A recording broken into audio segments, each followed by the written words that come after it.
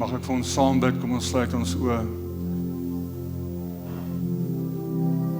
Heilige Gees, dankie dat ons U net nou tasbaar kan ervaar in U teenwoordigheid. Jesus, U is die weg, die lewe en die waarheid. En U maak 'n weg in elkeen van ons se lewens. U is met ons, elke dag van ons lewens, elke oomblik. Daarom kan ons nie anders om U te aanbid vir U grootheid en U goedheid en U onvoorwaardelike liefde. Liefde wat ons nie kan verstaan nie. Liefde wat ons nie kan verdien nie. Maar dis net wie U is. U is 'n God van liefde. Dankie dat U teenwoordig is. Dankie dat U elkeen van ons ontmoet net hier waar ons is. U ken elkeen van ons se gemoed. U weet hoe ons ingestap. U ken ons elkeen se omstandighede. Heilige Gees, ek bid dat U vandag in elke persoon se harte sal inspreek. Dat dit nooit sal gaan oor enige iemand op hierdie verhoog nie, maar alleen oor U. Want U is God. U is liefde. U is almagtig. En ons is baie lief vir U. En die gemeente antwoord. Amen. Dankie julle kan julle plekke inneem.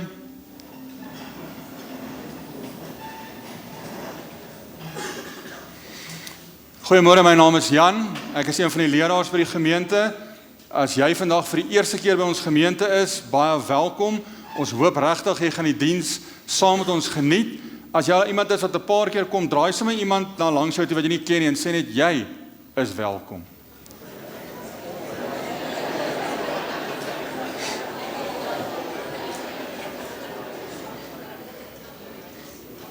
As jy en jou vrou of man dalk onder ons in die kar gehad het, kan jy maar vir hom of haar sê, jy is welkom. Ja, ek gaan nie verder gaan nie.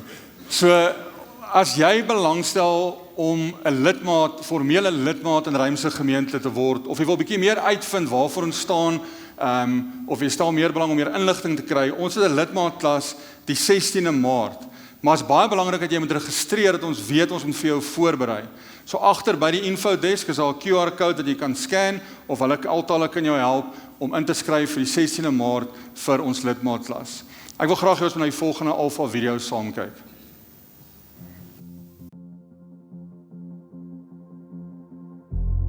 Every day we ask so many questions. What should I wear? What's the weather going to be like? How am I going to fit everything in? But then there are those bigger questions, like why am I here? Where am I heading? Is there more to life than this?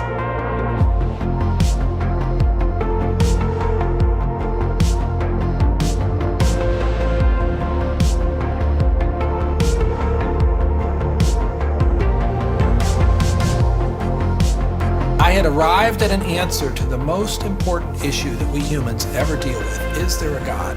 And I had arrived there without ever really looking at the evidence. And I was supposed to be a scientist.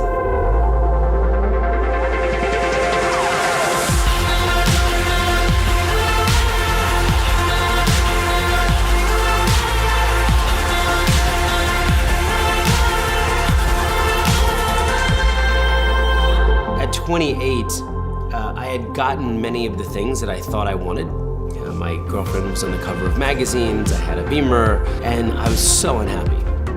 It was a realization maybe that I would never find happiness where I was looking for it.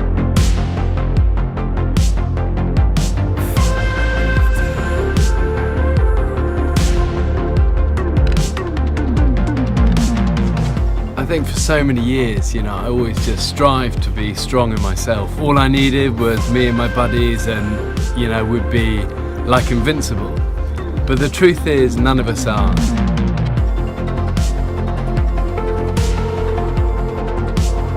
I found purpose, I found meaning, I found hope. God took something so broken and made it a beautiful art piece. Alpha is a place where you can be yourself. You can say what you think and challenge everything. No question is too complex or too simple. And what your point of view is as important as anyone else's. We are going on a journey together, an adventure to explore the questions of life, faith, and meaning.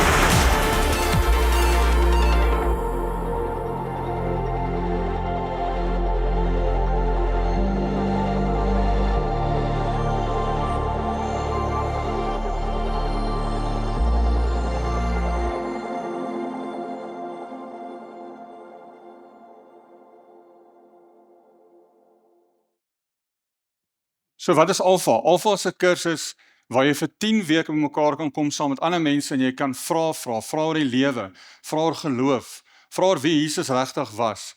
So komende Dinsdag begin Alpha.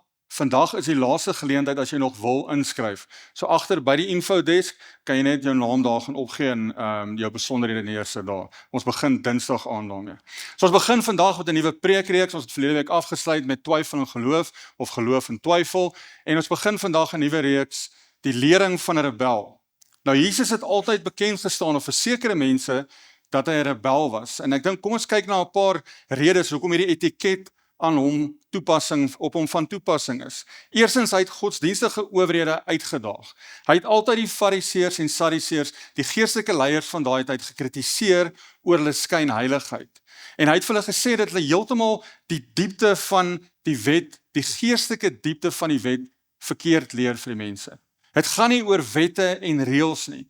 Dit gaan oor genade en nederigheid. Tweedens het hy die verbreeking van die sosiale norme. Jesus het saam met mense tyd spandeer wat uitgeworpenes was, wat sondaars was, wat beskou is as mense wat nie eers gesien moet word. Tollenaars, prostituie, armes, siekes het by hom tuis gevoel. Ons lees in Lukas 15. Die tollenaars en die sondaars het almal die gewoonte gehad om na Jesus te kom luister. Hierteen het die Fariseërs en die skrifgeleerdes beswaar gemaak en gesê, hierdie man ontvang sondaars en eet selfs saam met hulle. Die Jode het op hierdie mense wat hy mee tyd spandeer het neergekyk en hulle beoordeel of veroordeel. Derdens, hy bevraagteken die Romeinse ryk. Nou verstaan mooi, Jesus het nie aarde toe gekom om 'n gewelddadige oorvat te vat. Die Jode het geglo dat die Messias gaan kom en dan gaan hulle bevry van die Romeinse ryk. Hy gaan hulle bevry onder hulle, maar Jesus het nie daarvoor gekom nie. Maar tog het sy lering wat hy gegee het, waar hy gepraat het, in teenstand gewees met die Romeinse ryk. Jesus praat van 'n heeltemal anderste koninkryk wat teen hierdie wêreldse koninkryk, anders as die wêreldse koninkryk is. En daarmee daag hy die Romeinse ryk uit en selfs ook die keiser wat geglo dat hy goddelik is. Soos Jesus praat hy teen hulle. Dit is gevaarlik om teen die Romeine te praat. Hy het rituele en wette teengestaan. Hy het dikwels goed gedoen wat teen die Joodse wette was of het omseil het. Hy het op die Sabbatdag het hy mense genees. Hy het aan siek mense gevat. Hy het alles gedoen wat anderster was, wat 'n mens nie mag gedoen het nie, of wat die reëls was nie. En dan sy beklemtoning van liefde en vergifnis, en die draai van die ander wang. Hy het mense uitgedaag met die radikale boodskap van liefde, dat jy jou vyand moet lief hê. Dat jy alle mense moet lief hê. En jy moet 'n soeke van vrede hê, wat teen hierdie honger van wraak in die lewe is. So wanneer ons na Jesus kyk as 'n rebel, gaan ons kyk oor sekere goed wat hy het, leringe wat hy gesê het, sekere aksies wat hy gedoen het, teen bestaande strukture en norme. So vir die volgende paar weke gaan ons dieper gesels oor hoekom sien ons Jesus as 'n rebel, of hoekom sien ander mense hom as 'n rebel. So vandag wil ek praat wat Jesus gesê het oor liefde. En Jesus se aksies, sy woorde, sy lewe, het die verstaan van liefde van die wêreld op sy kop gekeer. So kom ons kyk wat Jesus se perspektief oor liefde is en hoekom dit hom laat lyk het soos 'n rebel.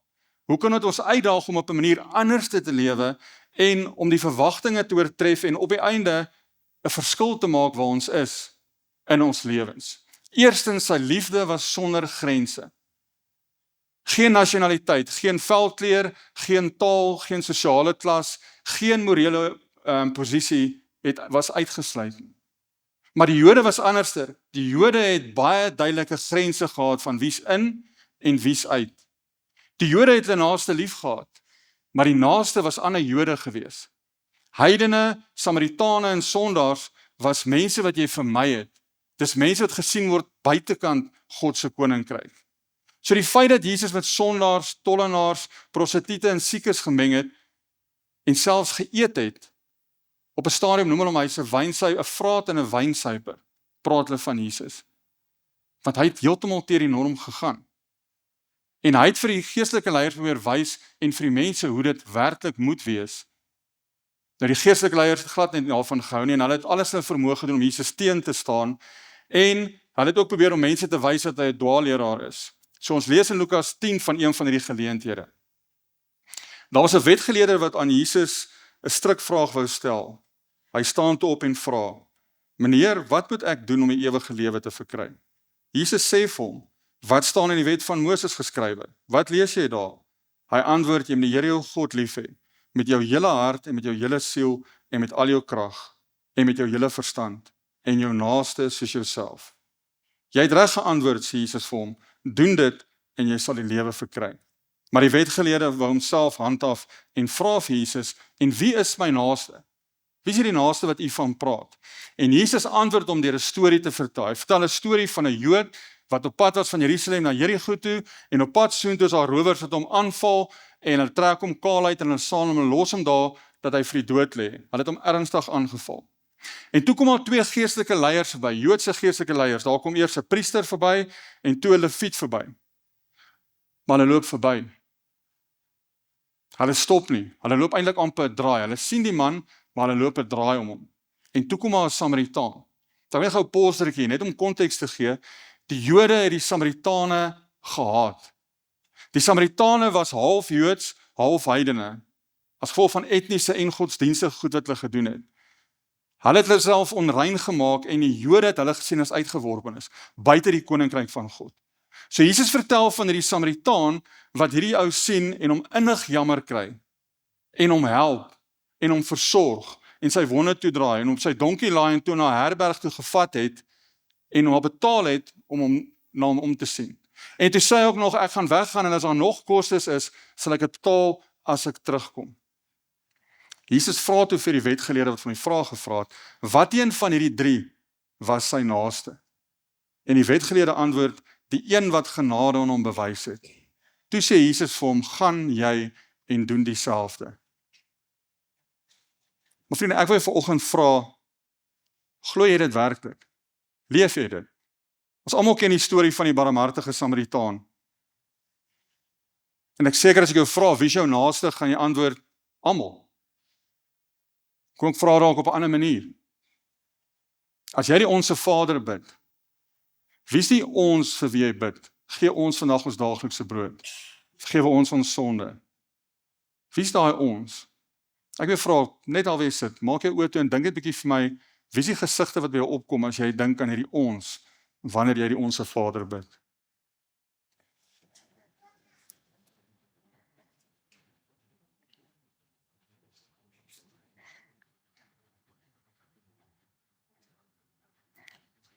Ek wonder of een van hierdie gesigte by jou opgekom het, terwyl jy oë toegemaak het. Kom ons kyk na die volgende video.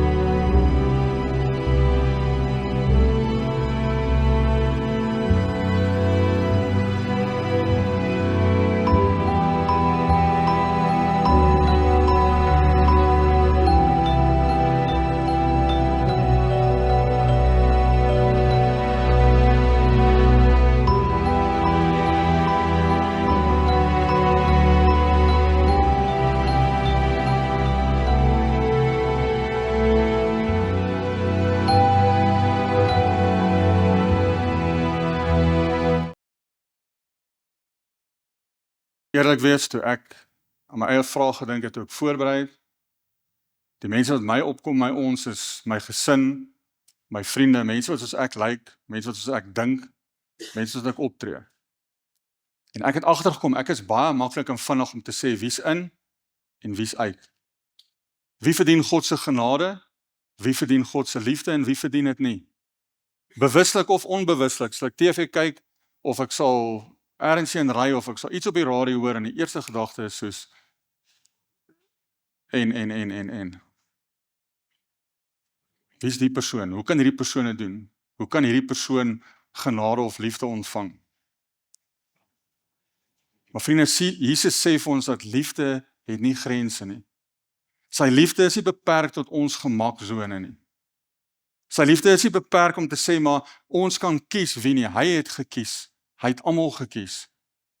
En hy probeer vir ons wys dat, maak nie saak van rasse, kulturele of ewen godsdienstige verdeeldheid nie, dat hy almal lief het. Ek weet ek herhaal myself, Jesus het almal lief. Hy het vir Hitler lief gehad. Hy het moordenaars lief. Die moordenaar wat langs om die kruis gehang het, gesê, Here, dink om en hy sê, sal vandag saam in die paradys wees. Dis genade wat ek nie verstaan nie, dis liefde wat bo my verstand is. Maar vriende, ons kan nie na die kerk toe kom en net sê, okay, ons hoor dit, dankie, ja, nice, wat is die volgende punt, kom ons beweeg aan nie. Leef ons regtig so, leef ek so. Laat ek toe dat God my hart verander, my hart van klip in 'n hart verander wat sê, maar dis 'n hart van liefde, sy hart vir mense. Tweedens, Jesus se liefde was nie bang om onreg uit te daag nie. Jesus se liefde het teen die stelsels van onreg en onderdrukking en uitbuiting gekonfronteer. Hy was nie bang om die status quo aan te vat waar mense seer gemaak is nie. Ons lees in Matteus 23, ellende wag vir julle skrifgeleerdes en fariseërs, hygelaars. Julle gee tiendes van kruiselment, anys en koljander, maar wat volgens die wet van God so die swaarste weeg, laat julle na. Geregtigheid, barmhartigheid en betroubaarheid. Juis hierdie dinge moet 'n mens doen en die ander nie nalaat nie. Ons lees in Johannes 2, toe het hy met touwtjies 'n sweep gemaak en almal uit die tempel uitgejaag. Ook die skape en die beeste. Die geld van die geldwisselaars het op die grond gegooi en hulle tafels omgekeer. Vir die mense wat duiwe verkoop het hy gesê, vat hierdie goed hier weg. Moenie die huis van my Vader 'n besigheidsplek maak nie. Jesus se liefde was nie passief gewees nie. Dit was nie net, hy het maar rondbeweeg en Gods water oor Gods akker en almal is okay en alles is alright nie. Jesus het teengestaan, hy het goed wat verkeerd is gekonfronteer. Hy het 'n rebelse liefde gehad. Maar vriende, hy daag vir my en jou ook uit om op te staan en teen te staan van goed wat verkeerd is. Hoe lank in ons land se geskiedenis bly ons maar stil oor goed wat verkeerd is? Ons wil net nie betrokke raak nie. Ons wil net nie, weet ons is maar net, kom ons meng met ander kerkmense wat soos ons is en elkeen vir homself en die duiwel vir die res. Kom ons beweeg maar net vorentoe. Jesus wil hê ons met 'n liefde uitleef vir geregtigheid, vir genade en vir vrede. Derdens, Jesus se liefde is 'n liefde wat vergewe. As ons vandag almal eerlik is, dis baie moeilik om almal lief te hê. Maar wat dit erger maak is om iemand lief te hê wat jou seer gemaak het, diep seer gemaak het. Jy sê dalk vir jouself, ek sal hulle nooit vergewe nie. Ek kan nie hierdie mense lief hê nie.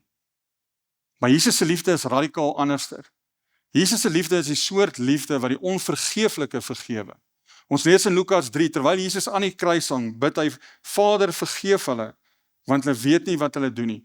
Hy hang aan die kruis, hy vergewe die mense wat hom spoeg en bespot en gemartel het, onskuldig en om aan die kruis vasspyker.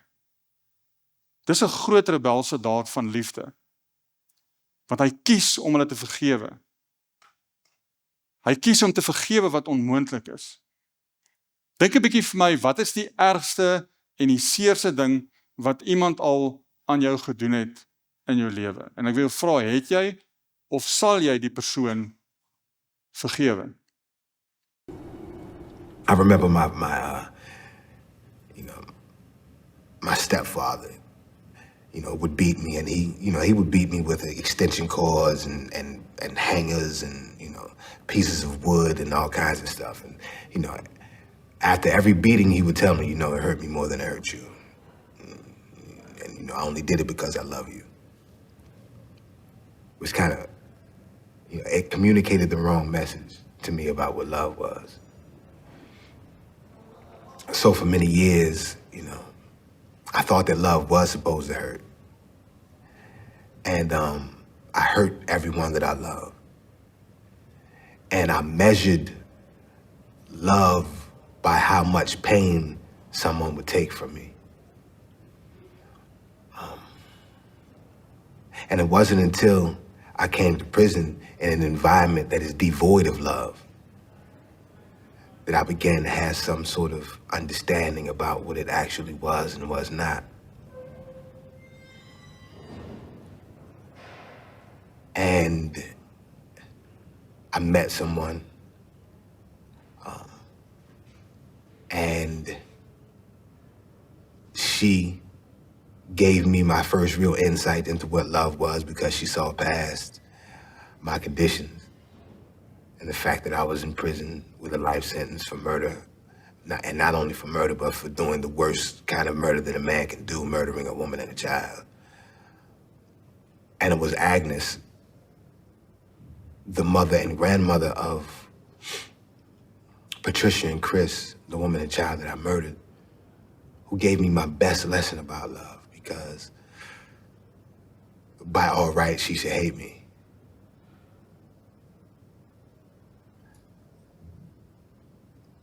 But she didn't. And over the course of time and through the journey that we took, that's been pretty amazing. She gave me love, and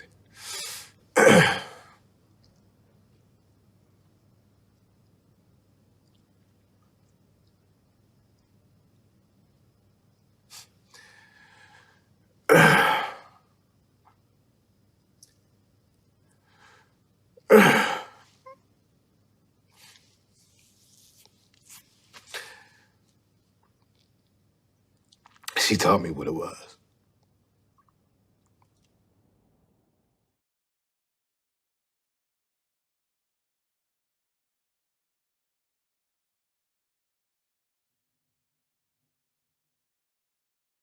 Ek weet nie van jou nie, maar dis buite my raamwerk van liefde. Wat ek dink ek kan doen. 'n Vrou wat iemand vergewe wat haar kind en haar kleinkind vermoor het. En 'n pad saam met jou begin stap. Vriende, Jesus vra vir ons radikale, rebelse goed om te doen wanneer dit by liefde kom. Ek was in Januarie was ek op 'n breakaway gewees, en deel van dit het ons so in Wellington het ons so 'n kursus gedoen van Love is a Choice. En deel van dit is dat jy moet teruggaan en jy moet sekere mense vergewe in jou lewe. Nou, vergewe klink maklik, ja, ek vergewe die persoon, maar eintlik wat jy moet doen is jy moet vergewe wat die effekte was van wat die persoon aan jou gedoen het. Ek wil net sê dat ek het 'n amazing ma en pa gehad, so ek weet dit klink baie keer hiervoor of ek hulle net al hulle slegte goed sê. Maar een van die goed jy moet doen is jy moet briewe vir mense skryf wat hulle jou gedoen het en laat jy hulle vergewe. En ek het al vorige keer, ek het al baie sulke briewe geskryf, het ek so kort brief net geskryf vir my ma, jy het dit gedoen, en my pa, jy het dit gedoen. En hierdie keer het ek regtig ingaan, ek het 'n 8 A4 folio bladsy brief vir my pa geskryf en net so lank een vir my ma. En ek het my ma vergewe, want my ma het vir my nooit gesê sy is lief vir my nie. My ma het my nooit genurture nie. Ek kan nie onthou dat sy my ooit vasgehou het of gedruk het nie. Die effek daarvan is dat ek sukkel om liefde te ontvang of te gee. Die effek daarvan is dat ek 'n leuen glo my hele lewe dat I'm unlovable. Mense kan my nie lief hê nie. God kan my nie lief hê nie. Ek preek God is onvoorwaardelik lief vir almal. Ek praat daaroor. Ek glo dit, ek dink dit, maar ek leef dit nie altyd nie. En ek moes hierdie leuen vervang. Dankie Here dat hy die leuen vervang het dat I'm a beloved son of God. Nie oor wie ek is nie, maar oor wie Jesus is en wat hy vir my gedoen het, dat ek God se seun is.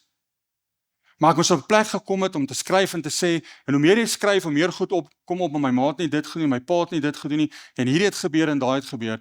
En soos ek deur die hele brief gaan, kom ek nou dan agter, my pa was nooit my sport gewees, my pa het nooit my kom ondersteun nie. Al my vriende se ma's en pa's was daar. Het onthou ek my pa 12 uur skofte gewerk by die spoorweg. 1 week in, 1 week uit, 7 dae 'n week. Nagdiens, dagdiens, nagdiens, dagdiens. En as iemand siek is, het hy 18 uur skof gewerk. Sodat ek kon universiteit toe gaan. Sodat ek alles kon hê wat ek in die lewe nodig gehad het. Sodat ek nie honger was nie. Dis hoekom hy nie my rugby was nie. Dis hoekom hy nie my sport was. My ma het maar gedoen wat sy kon doen. Sy het ook gebrokenheid, sy het ook goed gehad. Sy het nie al die kennis en goed oor depressie en al die inligting wat ek vandag het nie. Sy het maar net haar beste gedoen. My mond het baie vinnig stil geraak. Ek was baie uitgesproke oor, ek sê altyd net, my kinders sal nooit dit doen nie. My kinders gaan nooit, die boerie, ek sê vir jou, ek sal vir my backhand gee of vir haar, hulle sal lê. Toe kry ek my eie kinders en toe hou ek my mond baie stil. Want dit is maklik om te oordeel en vir my ouers sê, maar jy het nie dit gedoen nie. Kyk hoe doen jy dit, tot ek self 'n ouer geword en gesien het, maar weet jy wat, dit is maklik om te oordeel. Vriende, die belangrikheid van vergifnis, en hoor my hart, ek weet dis mense wat vandag hier sit, jy is al gemolesteer toe jy 'n kind is. Daar raak iets slegs van iemand raak iemand naby jou vermoor. Om te vergewe beteken nie jy condone wat gebeur het nie. Dit spreek nie die persoon vry nie. Vergifnis, die belangrikheid van vergifnis is vir jouself. Want jy draai die wrok saam met jou en dit begin 'n bitterheid raak wat jou soos 'n kanker opvreet van binne af. So om te sê ek vergewe iemand, is om eintlik te sê maar ek release dit. Ek haal hierdie leen, hierdie effekte uit my lewe uit weg. Jesus sê vir ons dat ons mense moet vergewe, onvoorwaardelik. Al kom sê hulle nie, hulle is jammer nie. Vergifnis is 'n daad van genade, vergifnis is 'n keuse. Dis om te sê ek sê jou lief hê, al kos dit my iets. Hierdie soort liefde kan verhoudings radikaal verander, kan genesing bring in gebroke situasies. En weer eens, ek staan hier voor en sê vir julle, dis maklik, sê maar net vergewe nie. Maar vriende, Jesus vra vir ons. Jesus sê op 'n stadium, ek gaan nou die teks lees, sê op 'n stadium dat as julle mekaar lief het, is dit teken dat julle my disippels is. Jy kan iemand lief hê as jy vir hulle kwaad is nie. Ons moet mekaar lief hê. Dan een wat baie uitstaan is 'n liefde wat sy lewe neerlê. Dis die mees radikale en rebelse daad van liefde wat Jesus vir ons gewys het. Sy bereidheid om sy lewe vir ons te gee. In Johannes 15 staan daar, niemand het groter liefde as dit nie, dat hy sy lewe vir sy vriende aflê nie. Jesus het net oor liefde gepraat nie, hy het oor liefde geleef. Sy hele lewe, sy hele lering het oor liefde gegaan. Hy het hierdie opofferende liefde gehad om in ons plek te sterf. In die wêreld se oë was dit dwaas geweest. Hoekom sal iemand sterf, nie net vir jou vriende nie, maar vir mense wat eintlik teen jou is, vir mense wat eintlik jou vyande is. Jesus het nie vir ons gesterf omdat ons dit verdien nie, nie omdat jy 'n goeie mens is nie. Jesus het vir jou gesterf met onvoorwaardelike liefde. In ons wêreld is liefde baie transaksioneel. As jy my lief het, sal ek jou lief hê. As jy vir my goed is, sal ek vir jou goed wees. Maar Jesus se liefde is onvoorwaardelik. Paulus skryf in Romeine 5, maar God bewys sy liefde vir ons juis hierin, dat Christus vir ons gesterf het, toe ons nog sondaars was. Die aand toe Jesus die nagmaal ingestel het, hy saam met sy disippels gekuier, en hy was ten volle bewus. Nie hy het net vermoed nie, hy het geweet van die verraad wat op pad is, die verloning, die pyn en die lyding wat voorlê, en tog het hy gekies om hulle te dien, om hulle voete te was. Hy het Judas se voete ook gewas.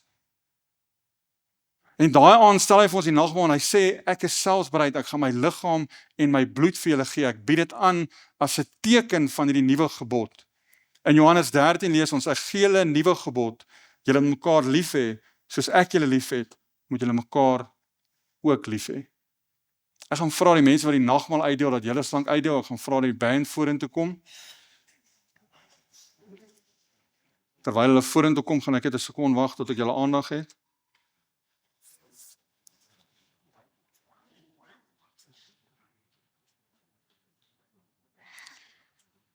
Vriende, as ons na Jesus se lewe kyk.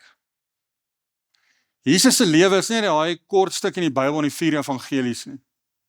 Jesus se lewe is nie net die 2 ure fliek wat jy kyk nie. Jesus het vir 33 jaar geleef. Vandat hy 30 is, Johannes die Doper hom gedoop het, het hy vir 3 jaar 'n bediening gehad waar hy uitgeleef het wat hy geglo het. So ek wil jou vra vanoggend, kom ons sit nie net hier met 'n storie van, ja, Jesus het my lief, ja, Jesus het my gesterf, ek weet dit, ek het dit al gehoor, been there, done that, bought a t-shirt. Ek wil jou vra in hierdie oomblik, kom ons raak 'n bietjie stil. Kom ons fokus op wat Jesus vir jou gedoen het, nie oor die skaapbout in die oond, of wat jy nog moet doen, of wat op jou to-do list is, of wat nog gaan gebeur nie. Ek wil vra, kom ons gebruik hierdie tyd en fokus werklik op wat Jesus vir jou gedoen het. Dat hy onskuldig opofferend sy liefde vir jou gegee het, sy lewe vir jou gegee het. So as jy jou sap en jou brood kry, hou dit net by jou, ons gaan dit almal saam gebruik. So net al waar jy is, terwyl ons na hierdie lied luister, kom ons dink wat God vir ons gedoen het. Ek sien is iemand oorgestaan met die brood, met die sap. Vriende, wanneer ons die nagmaal gebruik, is die nagmaal vir ons 'n teken of 'n herinnering van Jesus se rebelse, onvoorwaardelike, opofferende liefde. So wanneer ons die brood vanoggend gebruik ons dit om te sê dat Christus vir ons sê, hierdie is my liggaam, gebreek vir jou.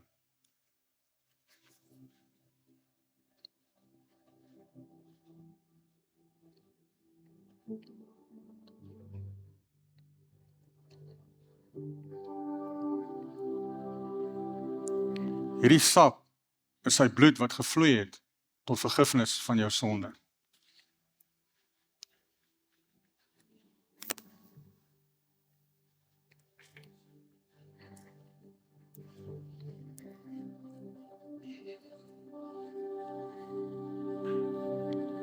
Here, ons kom vandag as 'n gemeente om vir u dankie te sê vir u liefde. Vader, jy weet, ek staan nie en ek voel of ek nie genoeg gesê het, of ek nie reg oorgekom het nie, of almal my gehoor het nie, maar ek wil u loof en prys en eer dat dit nie oor my gaan nie. Maar Heilige Gees, dat op hierdie oomblik u nou in elke persoon se harte werk. Dat u duidelik met elkeen van ons praat, dat u vir ons gaan wys, nie omdat dit 'n reël is of 'n wet is nie, wie moet ons vergewe? Wie moet ons lief hê? Dankie dat u vir ons die voorbeeld was, dat u dit vir ons eerste gewys het. Ja, ek weet, die mense vandag hier sit, en net sê, maar Jan, hoe verwag jy, ek moet hierdie persoon lief hê? Hoe verwag jy, ek moet hierdie persoon vergewe? Hoe verwag jy, ek moet oor die grense kom, as die mense doen wat hulle doen? Here, laat ons mense deur u oë sien. Maak ons oë oop, Here. Maak ons harte oop. Laat ons oor grense sal gaan. Dat ons mense sal lief hê met u liefde. In Jesus naam. Amen. Die nagmaal herinner ons dat Jesus gelewe, gesterf het en opgestaan het, om dit vir ons moontlik te maak, om ander mense lief te hê. Jakobus 1 vers 22 staan, ons moet net die woord hoor nie, maar ons moet daders word van die woord. Vriende, ek wil jou uitdaag, ek wil jou uitnooi, kom ons volg in Jesus se voetspore, want dis hoe mense gaan weet, ons is disippels van Jesus. Dit help nie, ek leef daar buite en my lewe lyk presies dieselfde as die ou wat nie in die Here glo nie. Inteendeel, dit help nie, ek leef daar buite en 'n moslim doen beter as wat ek doen, in liefde of in genade of in welsyn of in enige iets. En dit gaan nie oor Christen teen moslim, dit gaan oor leef ons wat ons glo. Leef ons wat Jesus vir ons gewys het. Wat my opkom is net, ons kan nie hierdie uit ons eie uit doen nie. Ek weet ek kan nie. So dit begin by God, dit begin by Jesus. As ek Jesus se liefde aanvaar, dat I'm a beloved son and daughter of God, dat hy my vader is, dat hy my eerste lief gehad het, ten spyte van wie ek is, ten spyte van my sonde. Omdat hy my lief het, kan ek daardeur ander mense lief hê. Al is dit moeilik. So kom ons staan en kom ons surrender ons lewens, kom ons gee oor en sê, Here, help my om lief te hê, want u het my eerste lief gehad. Mag ons uitgaan en daders word van die woord, ontvang die seën van die Here. Mag die onvoorwaardelike liefde van God die Vader, die genade van Jesus Christus en die teenwoordigheid van die Heilige Gees met elkeen van julle wees. En die gemeente antwoord, amen.